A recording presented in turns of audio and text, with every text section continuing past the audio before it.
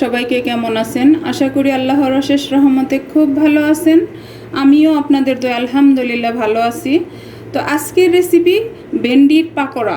তো এই ভেন্ডি পাকোড়া কে কে খাইছেন জানি না, আমরা তো ভেন্ডি অনেক রকমই খাই। তো আজকে আমি ভেন্ডির পাকোড়াটা আপনাদের সাথে শেয়ার করতেছি।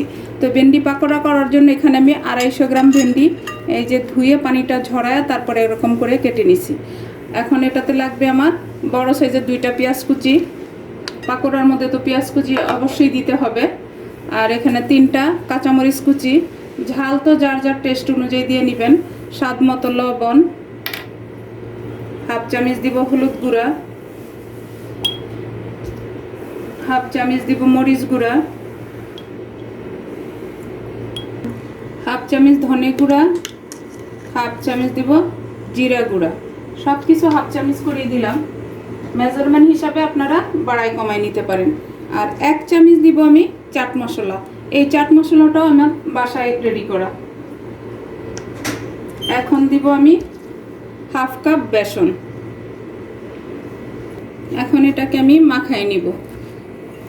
তো আমার প্রিয় ভাই বোনেরা, যদি আজকের এই ভেন্ডি পাকোড়াটা আপনাদের একটু ভালো লাগে তাহলে কিন্তু আমার চ্যানেলটাকে সাবস্ক্রাইব করবেন, লাইক করবেন, শেয়ার করবেন এবং কমেন্টস করবেন। এখানে আমি অল্প একটু পানি দিব। আর যখনই এটা মাখাবেন একটু একটু পানি দিয়ে মাখাই নেবেন। এই যে দেখেন, আমি কিন্তু চামচের মাপে 1 চামচের মতো পানি দিছি, বেশি একটা দেই নাই। এই যে এখন এই পর্যায়ে দিব আমি একটা ডিম। এই যে দিয়ে এটার সাথে আরও ভালো করে মিশাই নিব। একেবারে সহজ এই রেসিপিটা, একবার বাসায় বানায় দেখেন। এটা গরম ভাতের সাথে অনেক ভালো লাগে এই ভেন্ডি পাকোড়াটা। এই যে দেখেন মাখানো হয়ে গেল। দেখেন একটু চটকে চটকে মাখায় নেবেন। মাখানোটা যত সুন্দর হবে এই ভেন্ডি পাকোড়াটা ততই টেস্টি হবে। আজকের এই ভেন্ডি পাকোড়া যদি আপনাদের একটু ভালো লাগে তাহলে আমার চ্যানেলটাকে সাবস্ক্রাইব করবেন, লাইক করবেন, শেয়ার করবেন, কমেন্টস করবেন। আমি কিন্তু প্রত্যেকটা ভিডিওতেই আপনাদেরকে বলি, প্লিজ আমার ভাই বোনেরা। আর নতুন যারা আছেন তাদেরকে আমার চ্যানেলে স্বাগতম, পুরাতন যারা আছেন তাদেরকে অসংখ্য ধন্যবাদ আমার পাশে থাকার জন্য। এই যে মাখানো হয়ে গেল, এখন আমি এটাকে বানানো শুরু করব। এই যে বানানোর জন্য একটা আমি ফ্রাই প্যান বসাই দিলাম, চুলাটাও জ্বালাই দিছি। এখন এটাতে আমি তেলটা দিয়ে দিব। আমি হাফ কাপ তেল দিলাম, কারণ এই পাকোড়াটা ভাজতে কিন্তু ডুবো তেলে ভাজতে হয় না, মাঝামাঝি হলেই চলে। আর তেলটা কিন্তু পুরোপুরি গরম করতে যাব না, আমরা এটাকে হালকা গরম যখন হবে তখনই এটা ভাজা শুরু করব। আর এই যে এইভাবে হাতে নিয়ে এই যে দেখেন ভেন্ডিটা এই যে দিয়ে দিলাম। বিসমিল্লাহির রহমানির রহিম। তেলটা কিন্তু অত একটা গরম হয়নি, আর চুলার আঁচটা মিডিয়ামে আছে। এই যে এভাবে আমরা পাকোড়াগুলি দিয়ে দিব।